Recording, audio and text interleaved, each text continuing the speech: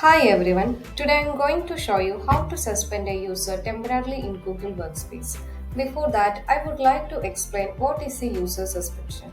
User suspension in Google Workspace refers to the process of temporarily disabling a user's access to their Google Workspace account.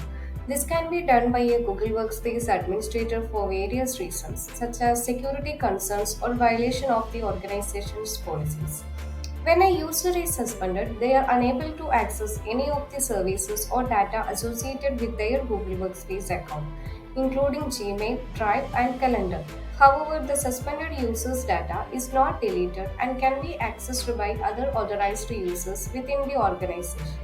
Suspension is different from account deletion, which permanently deletes the user's account and data.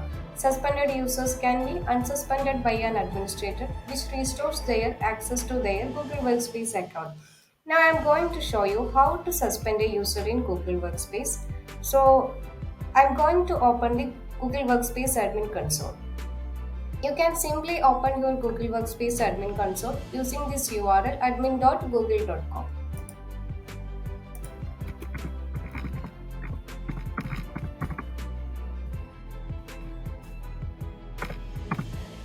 Now I am going to enter our username and password.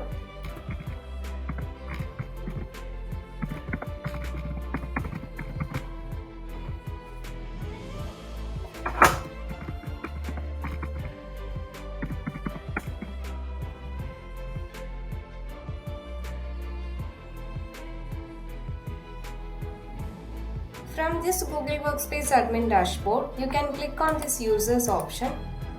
It will display your user information. Then you can click on the user which you want to suspend. Now I am going to click our username. From this user information page, you can simply click on this suspend user button for suspend your user. Now I am going to click this option. Then you can click on this suspend. This is the process for suspending a user. I hope this video is useful for you. Thanks for watching our video.